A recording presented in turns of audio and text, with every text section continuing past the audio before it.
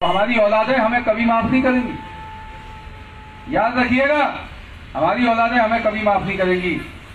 ये है महानायक मानव दीना भाना वाल्मीकि जी, वाम सेब के संस्थापक सदस्य। सुनिए, इनका जन्म 28 फरवरी 1928 जयपुर में हुआ। पढ़ने का अधिकार नहीं था, पानी पीने का अधिकार नहीं था। इनके पिताजी दूध निकालने का काम किया करते थे। इनके भी बड़ा मन हुआ कि मैं भी दूध पीऊंगा। पिता से जिद करने लगे, क्योंकि जिद्दी किस्म के थे। और एक बात और मैं आपको बता दूं, ये बात कहने से पहले, कि इस भारत में जय भीम के नारे को चिंगारी देने वाले अगर कोई थे तो वो दीना भाना वाल्मीकि जी थे, पूरे भारत में। साथियों, जब पिता से जिद की तो इनके पिता एक घर में भैंस ले आए और उन लोगों को अच्छा नहीं लगा कि जो सूअर पालता है, ये भंगी है, चमार है, इसकी औकात कैसे हो गई भैंस रखने की। जिस दिन भैंस आई थी उसके दूसरे दिन उस भैंस को वापस कर दिया। वापस करने के बाद इनको ये बात इतनी बुरी लगी कि अपना घर परिवार छोड़कर ये दिल्ली भाग गए। बाबा साहब को देखा, इनको लगा कि अगर इस भारत का कोई उद्धार कर सकता है, इस जातिवादी को मिटा सकता है, भेदभाव को मिटा सकता है, तो वो सिर्फ डॉक्टर भीमराव अंबेडकर हैं। इन्होंने मूवमेंट को थामा, थामकर काम करते रहे और पूना चले गए। पूना में रक्षा अनुबंधन केंद्र, डीआरडीओ विभाग, वहां पर सफाई कर्मचारी की नौकरी की। सफाई कर्मचारी की नौकरी करते करते 14 अप्रैल की छुट्टी न मिलने की वजह से ये वहां अनशन पे बैठ गए। 14 अप्रैल की छुट्टी काहे की? 14 अप्रैल, जोर से बोलिए। 14 अप्रैल 14 अप्रैल जानते हैं ना आप, बाबा साहब का जन्म। 14 अप्रैल, उसकी छुट्टी न मिलने के कारण ये वहां अनशन पे बैठ गए। ये जो तानाशाही आज सरकार में चल रही है, ये तानाशाही बहुत पहले से चल रही है, उस समय भी चल रही थी। इनको नौकरी से निकाल दिया गया। जब वहां पर इनकी मुलाकात महानायक माननीय काशीराम साहब से हुई, मैं आपको एक बात और बता दूं कि काशीराम साहब नहीं जानते थे बाबा साहब कौन थे। काशीराम साहब को नहीं पता था बुद्ध कौन थे, फूले कौन थे, ज्योतिबा कौन थे, माता दी मंगी कौन थे। काशीराम साहब नहीं जानते थे। काशीराम साहब को अगर पैदा इस भारत में किसी ने किया है तो वो महानायक माननीय दीना भाना वाल्मीकि जी ने किया है। अगर ये नहीं होते तो काशीराम साहब का जन्म नहीं होता, और जब काशीराम साहब का जन्म नहीं होता तो ना ये बसपा होती, ना ये बहुजन समाज पार्टी होती। अगर काशीराम साहब का जन्म नहीं होता तो इस भारत में जो बहुजन मूवमेंट चल रहा है वो बिल्कुल नहीं होता। इसलिए काशीराम साहब को लाने वाले, उनको समझाने वाले, समझाव के मूवमेंट में लाने वाले अगर कोई था तो महानायक माननीय दीना भाना वाल्मीकि जी थे। अगर ये नहीं होते तो काशीराम साहब नहीं होते, इतनी बड़ी राजनीति नहीं होती।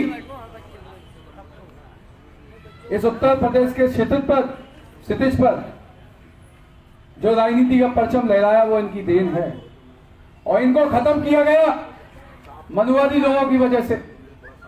इनको खत्म किया गया, इनके विचारों को मार दिया गया, इनको पोस्टरों से हटाया गया, हर जगह से इनको हटा दिया गया। साथियों, जब भीम आर्मी ने अपने महापुरुषों की खोज की तो सबसे पहले दीना भाना वाल्मीकि जी की। उत्तर प्रदेश में, पूरा उत्तर प्रदेश में इनकी जयंती अगर कोई मनाने वाला है तो भीम आर्मी है। हमारे लोग हैं, आदरणीय बड़े भाई चंद्रशेखर आजाद जी हैं, विजय रतन जी हैं। साथियों, ये हमारा इतिहास है, ये हमारा इतिहास है जिसको हमें अपने बच्चों तक पहुंचाना है। हमें अपने बच्चों को हर हाल में शिक्षा देनी है, उनको पढ़ाना है, लिखाना है, उनका आने वाला भविष्य उज्जवल बनाना है, गड्ढों में नहीं डालना, उनके हाथ में झाड़ू नहीं थमाना। अगर आप बच्चों का भविष्य चाहते हैं, आधी रोटी कम खाइए लेकिन बच्चों को जरूर पढ़ाइए। बर्तन नहीं है तो रोटी को हाथ में खाइए लेकिन बच्चों को जरूर पढ़ाइए। महानायक माननीय दीना भाना जी काशीराम साहब को एक किताब दी, जाति का बीज नाशक, एनिहिलेशन ऑफ कास्ट। जब वो किताब दी तो उन्होंने पूरी रात इस किताब को पढ़ा और दूसरे दिन आकर जो इनकी नौकरी चली गई थी उस नौकरी की लड़े और नौकरी भी छोड़ दी और दोनों साथ में इस बहुजन मूवमेंट की तैयारी के लिए लग गए। 15 साल उन्होंने चप्पल घिसने के बाद राजनीतिक सत्ता हासिल की। साथियों, आज जरूरत है हमें जागरूक होने की। आज जरूरत है ये जो समाज में उत्पीड़न, अत्याचार, भेदभाव, जातिवाद जो फैला है उसे खत्म करने की, उससे लड़ने की। मैं जानता हूं जिस दिन आपकी निगाह जिस तरफ हुई है उसकी सरकार बनके तैयार हुई है, इस बात को याद रखिएगा, अपनी ताकत को पहचानिएगा। आपकी नजर अगर बसपा पे हुई तो बसपा की सरकार बनी थी, सपा पे हुई तो सपा की सरकार बनी थी, भाजपा पे हुई तो भाजपा की सरकार बनी। लेकिन अब बात न्याय की है। वो बच्ची हमारे बीच से चली तो गई लेकिन एक मैसेज देके गई है, इस बात को याद रखिएगा। ऐसी हैवानियत कोई इंसान नहीं कर सकता।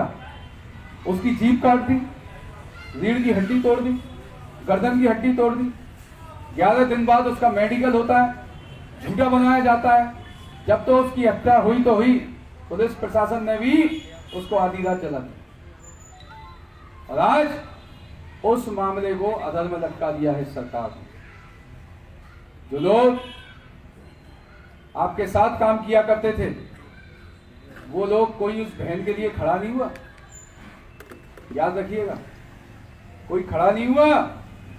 हमें ना पिछने वाला समाज पैदा करना है, याद रखिएगा आप इस बात को। आप जब तक ना पिछने वाला समाज पैदा नहीं करोगे, जब तक राजवीर दिलेर जैसे निकम्मे नाकारा जो सांसद है आतस का, ऐसे लोग पैदा होते रहेंगे। साथियों, वो अपनी जेब में स्टील का गिलास रख के चलता है, क्योंकि और जो लोग हैं वो चाय भी नहीं पिलाते अपने गिलासों में। ये शर्म की बात है। टाइम्स ऑफ इंडिया इंटरव्यूज को आप पढ़िएगा, स्टील का गिलास सांसद रख के चलता है। ये वो तीतर है जो जाल में अपने समाज को बुलाता है और शिकारी उसे उठा के ले जाता है। लेकिन वो शिकारी उस तीतर को तो उठा लेता है जो उसका गुलाम है, लेकिन और जो तीतर है उनको अपनी बलि देनी पड़ती है। इस बात को याद रखिएगा। इसलिए वो तीतर मत बनिए, राजवीर दिलेर जैसे लोग समाज में पैदा मत करिए। जो हमारी बहन बेटियों की रक्षा करेगा, जो हमारे लिए सड़कों पर लड़ेगा, जो हमारे लिए जेल जाएगा, जो हमारे लिए मुकदमे लगवाएगा, हम उसके साथ खड़े हैं। लेकिन जो आपके लिए बड़े बड़े संगठन बनाकर गीत गाते हुए घूमते हैं सरकार में, कोई उस बच्ची की न्याय के लिए खड़ा नहीं होता।